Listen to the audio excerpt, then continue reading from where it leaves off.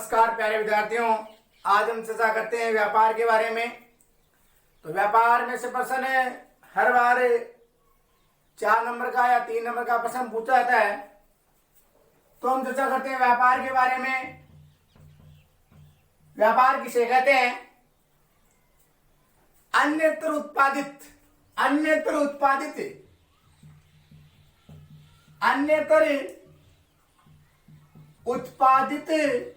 मदों का मतलब वस्तुओं का क्रय विक्रय।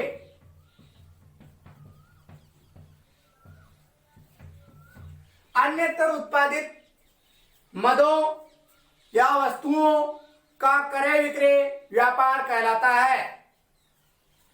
अगर हम बात करें दूसरे रूप में, तो वस्तुओं का आयात निर्यात करना या क्रय विक्रय करना व्यापार कहलाता है।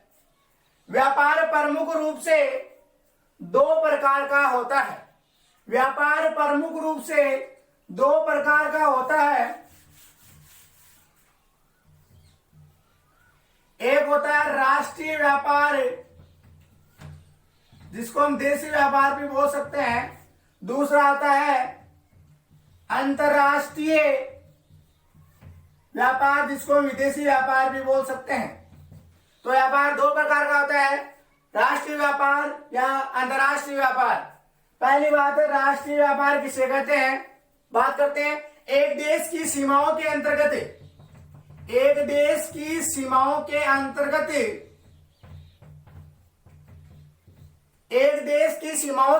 होने वाला व्यापार राष्ट्रीय व्यापार कहलाता है। यानी एक देश के अंदर होने वाला व्यापार राष्ट्रीय व्यापार कहलाता है। यानी पंजाब और हरियाणा के मध्य वस्तुओं का क्रय विक्रय करना है या अपने एक देश के राज्यों के मध्य क्रय विक्रय करना है, वह कहलाता है राष्ट्रीय व्यापार। एक देश के भीतर या एक देश की राष्ट्रीय सीमाओं के अंदर वस्तुओं का आयात निर्यात करना या क्रय विक्रय करना क्या कहलाता है? राष्ट्रीय व्यापार कहलाता है। जैसे पंजाब और हरियाणा के मध्य वस्तु आयात निर्यात हो रही है, तो वो कहलाएगा आपका राष्ट्रीय व्यापार। दूसरा होता है आपका अंतरराष्ट्रीय व्यापार। अंतरराष्ट्रीय व्यापार किसे कहते हैं? 2 देशों के मध्य होने वाला व्यापार अंतरराष्ट्रीय व्यापार कहलाता है। या एक देश की राष्ट्रीय सीमाओं के बाहर होने वाला व्यापार अंतरराष्ट्रीय व्यापार कहलाता है। यानी एक देश के बाहर वस्तुओं का आयात निर्यात करना अंतरराष्ट्रीय व्यापार कहलाता है। एक देश के वस्तुओं मतलब दुबई से इंडिया वस्तु लाई जा रही है और भेजी जा रही है, तो वो कौन सा व्यापार कहलाया? अंतरराष्ट्रीय व्यापार कहलाया। 2 देशों के मध्य होने वाला व्यापार कहलाता है आपका अंतरराष्ट्रीय व्यापार। अब बात करते हैं राष्ट्रीय व्यापार। तो राष्ट्रीय व्यापार प्रमुख रूप से 2 प्रकार का बताया गया है। राष्ट्रीय व्यापार 2 प्रमुख, एक तो होता है अंतरराज्य और एक होता है अंतःराज्य।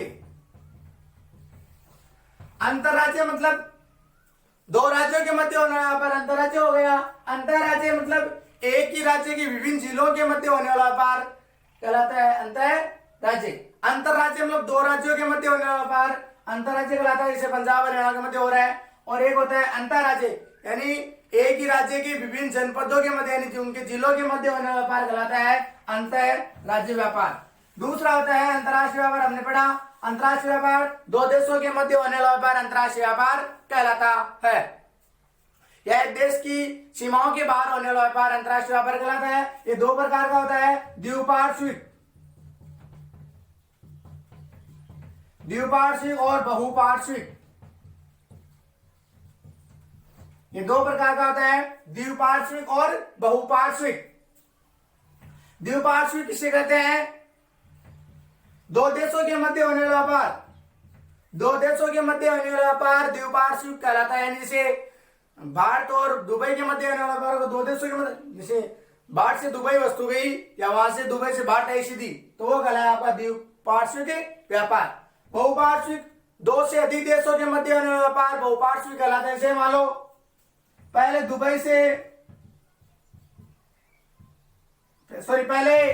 भारत से दुबई गई, फिर वही वस्तु दुबई से सऊदी चली गई, तो मतलब 2 से अधिक देशों के मध्य व्यापार होगा, तो वो कहलाएगा बहुपार्श्विक व्यापार। द्विपार्श्विक दो देशों के मध्य होने वाला व्यापार और बहुपार्श्विक दो से अधिक देशों के मध्य होने वाला व्यापार बहुपार्श्विक व्यापार कहलाता है। अब एक छोटा सा हम पढ़ते हैं रेशम मार्ग।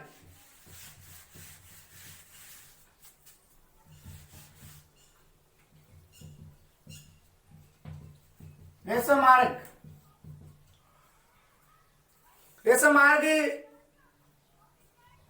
रेशम मार्ग रोम को चीन से जोड़ता है, रोम को चीन से जोड़ने का कार्य करता है। रेशम मार्ग है जो रोम को चीन से जोड़ने का कार्य करता है। ये आरंभिक लंबी दूरी का व्यापारिक केंद्र है। आरंभिक पहले रेशम मार्ग का उदय हुआ। इस मार्ग द्वारा चीन में बने रेशम, इस मार्ग द्वारा चीन में बने रेशम, इस मार्ग द्वारा चीन में बने रेशम रोम को निर्यात किए जाते हैं। इस मार्ग द्वारा चीन में बने चीन में क्या बनाते हैं? रेशम के वस्त्र। वो कहां पर निर्यात किए जाते हैं? रोम में निर्यात किए जाते हैं, भेजे जाते हैं। तो ये आरंभिक व्यापार का केंद्र रहा है।